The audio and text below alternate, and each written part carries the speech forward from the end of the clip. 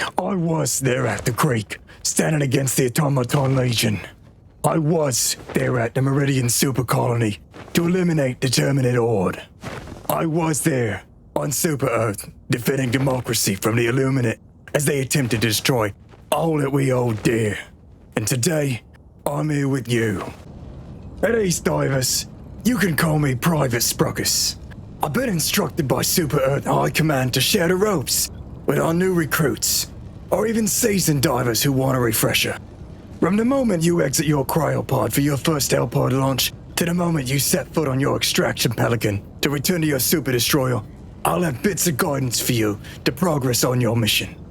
Be aware though, there are undemocratic rumors spread by vile automatons that our elite Helldivers have a life expectancy of only 2 minutes when down on the front lines. Know, divers, that this is nothing but lies.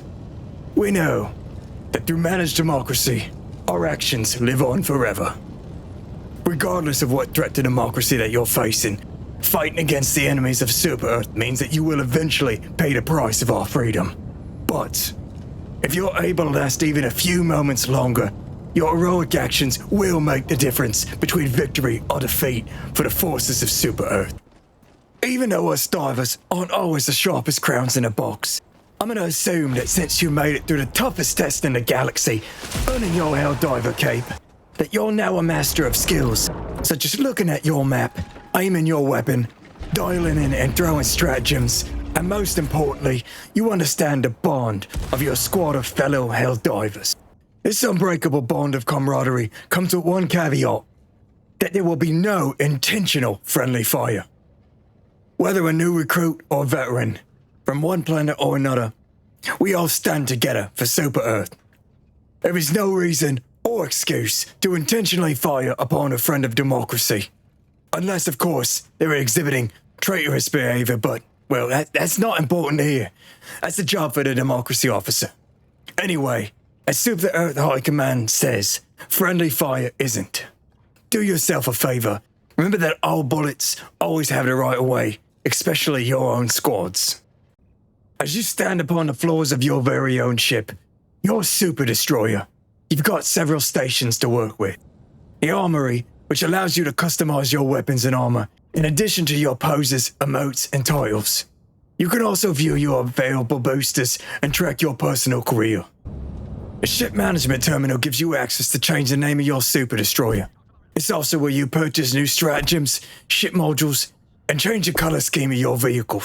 Interacting with the Galactic War Map will show you current orders and let you select from what missions are currently available. This is where you'll be able to select the difficulty and mission if you are the squad leader.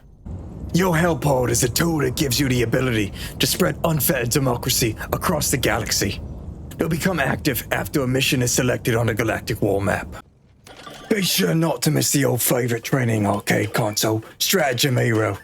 With this, you can practice your stratagem inputs and compete with your friends who can see who can get a higher score. I'd like to clarify though, this is only available on this ship of those who are super citizens. The requisition menu is where you can use super credits to purchase new war bonds and further use medals to purchase equipment within said war bonds. You will always have access to progressing through your acquired war bonds, as Super Earth would never restrict us from acquiring tools to spread democracy. If you don't manage to find enough super credits in the field, you can also acquire additional for a cost. When you enter your Hellpod, you'll see the selected missions briefing, which gives you a visual of the field of combat. Main objectives, some secondary objectives, and any known enemy positions will be shown on your map, and your squad leader will select a drop location. Once a drop location is chosen, you'll then select your loadout, allowing you to change your equipment and select your stratagems that you'll be taking with you into the mission. Don't forget to select your booster too. They give your squad a little something extra. You'll unlock more boosters through the various war bonds. Once the team have all readied up, your Hellbards will be deployed. As you heroically plummet to your enemy's demise, think to yourself, this is it. This is my place in managed democracy. This is where I belong.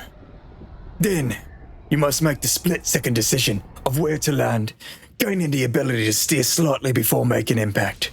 You rise heroically from your Hellpod, and before you, the theater of war. It may seem obvious, but I can't stress enough that the most important skill to learn on a battlefield for your survival is to not be near things that will kill you. If you see bugs heading in your direction, keep your distance. If you see autocratic automaton lasers flying overhead, take cover. Those squids, they got a bit of everything available at their disposal, so either avoid their patrols or open up on them all at once. While stealth is not the preferred method of mission progress for many divers, it is important to be aware that at a distance, most enemies will not know you're present until you make yourself known in one way or another. This allows you to coordinate with your squad and pick your battles, or at least the time of engagement. Once engaged, enemies may call in reinforcements. Automaton troopers will fire flares into the sky, various bugs will release pheromones into the air, and the Illuminate Watchers, those little flying robot things, will launch a beacon, all calling in their respective reinforcements. If engaging a patrol, do so with extreme prejudice before they're able to call for backup. If these enemies of managed democracy do get the reinforcement call off, you need to decide with your squad immediately if you're going to stay and fight or tactically relocate. Remember, equipment, ammunition, and reinforcements are a limited resource, and the more you use now, the less you'll have later. Around the field of battle, you'll certainly stumble across enemy reinforcement structures that you'll need to destroy in order to lay waste to the enemies of democracy. Automatons have fabricators, Terminids have bug holes, and Illuminate have their warp ships. Managing to get an explosive inside them will get the job done. You might notice that some enemies seem resistant to your shots, or that your shots simply bounce off. Different enemies have different types of armor that you might need a little extra punch to get through. Thankfully, Super Earth has provided us with the tools to do so. All weapons have the ability to penetrate some level of armor. Listed in the armory is light, medium, heavy, and anti-tank. So make sure that you bring the weapon for the job. Additionally, most enemies have weak points with a lower armor rating, allowing you to still distribute justice if your team works together. Your primary objective is determined based on the mission selected, marked by one or more orange icons on your map. In order for extraction to become available, you must complete your main objectives. Well, that will run out of time, but we all know the latter would never happen. While attempting to complete your main objectives, you'll come across additional secondary objectives. More often than not, completing these secondary objectives will give you some sort of advantage during a mission, such as the use of local artillery or a surface-to-air missile site to shoot down enemy reinforcements. Furthermore, completing these objectives is the democratically correct thing to do. Last and arguably least, points of interest. Lucrative to discover and explore, but not necessary within mission parameters. POIs can contain everything including ammo, medals, super credits, and even samples. Keep an eye out to stay stocked up in the field, and find a little something extra to bring back to your ship. To make this clear, any collectibles acquired will count for your entire squad.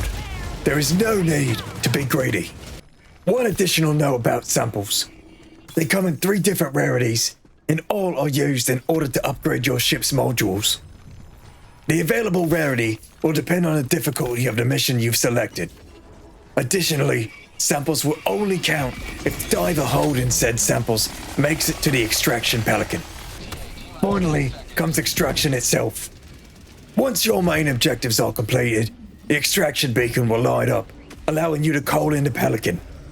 I've noticed that depending on how many reinforcement structures are remaining on the map, one extraction might be filled with much more conflict than the next.